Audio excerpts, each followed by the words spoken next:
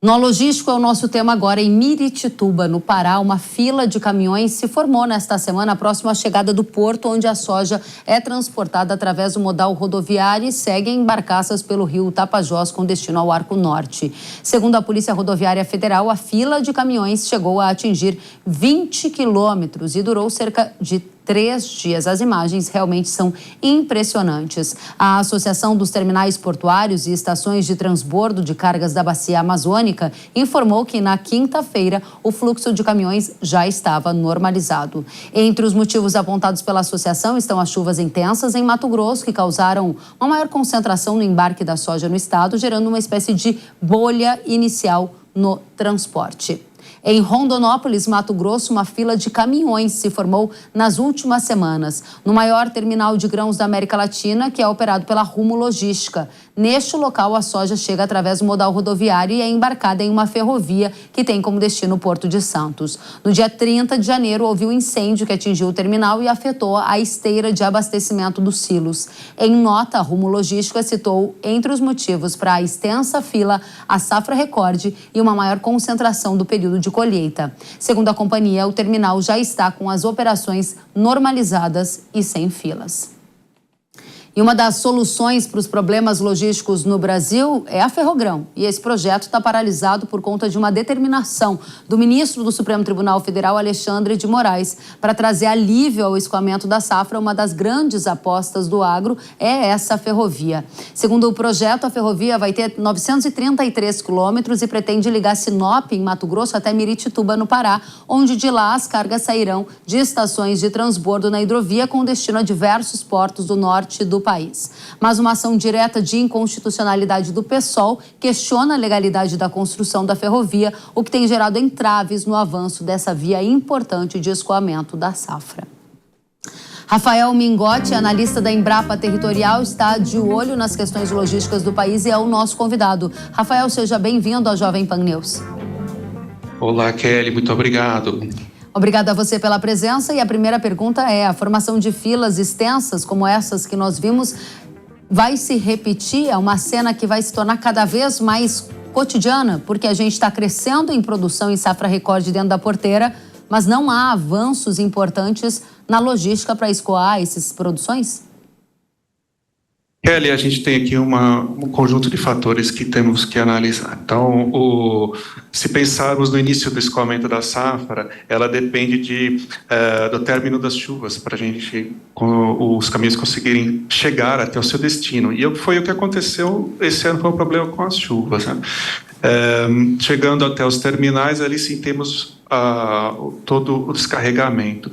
Se nós colocarmos o problema das chuvas nos próximos anos, a tendência de fila continua assim, porque a nossa safra está em constante aumento. Então, aqui nós temos um cenário que pode continuar tendo problemas no início das safras. Essa é uma condição que você acha que se resolve de qual forma? Porque as imagens são muito impressionantes. A gente está mostrando que marcou a semana, né? 20 quilômetros de congestionamento, uma safra estimada em mais de 165 milhões de toneladas e tímidos avanços na infraestrutura. Isso vai gerar que tipo de situação? Você disse que a situação vai se repetir, mas que efeito colateral isso vai gerar? Então, veja, o primeiro problema que nós temos é o encarecimento do frete. Né? Quando a carga fica muito tempo esperando, o frete aumenta, né? Os caminhoneiros têm ali um custo maior que vão repassar para os produtores. E assim, o custo do Brasil, o custo do frete aumenta. Então, esse é o primeiro problema. O segundo problema, a gente tem aí a perda de alimentos e a perda de qualidade, né? A perda da qualidade desse grão que está ali caminhando. Para resolver, nós temos várias soluções. Você disse uma, que é a Ferrogrão, sim, certamente, se for analisada e aprovada, ela é uma solução para esse problema que estamos vendo na tela. Mas temos outros que envolvem aqui a armazenagem. Né? Se nós tivermos melhores armazéns em maior quantidade, bem posicionados, de modo a receber cargas no início, né, no período de intenso transporte, e depois poder levar esse grão aos poucos. Como funciona uma barragem, né? A gente fala de reservatórios pulmões, ou como funcionam os piscinões, coleta-se uma grande quantidade de volume de grãos, depois faz transporte com o momento correto.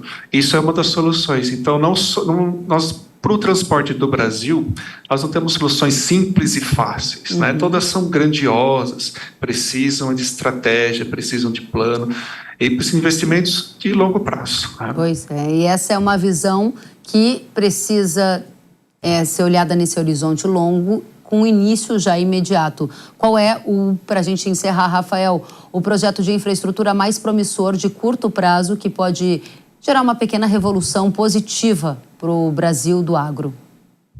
Estou pensando no Brasil do agro que exporta grãos. O projeto mais promissor é a Ferrogrão.